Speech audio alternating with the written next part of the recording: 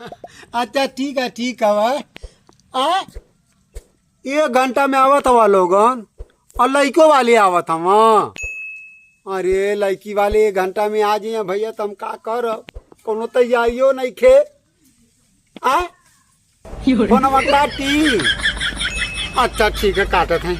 ए भैया कौनो चीज तो नहीं खे देखा, ना हसुआ बा ना खुरपिए बा। देखी कौनो चीज हाँ के काटी, कौने चीज से काटिए भैया, कौने चीज से। अरे हाँ हाँ ऐसे ऐसे ऐसे काटब रहेगा, ऐसे काटी। आई फोन धर दे। जल्दी से जल्दी से कटी जो कटी जा जल्दी से फोनावा कटी जा। अरे जल्दी से कट जो रे। अरे कटी जो रे कटी जो। अरे अरे यो तो मौका पे गड़बड़ा जाता। अरे का हो का कर दवा खलिए बिचारी चलावत रहो। अरे खलिया नहीं खे चलावत हई।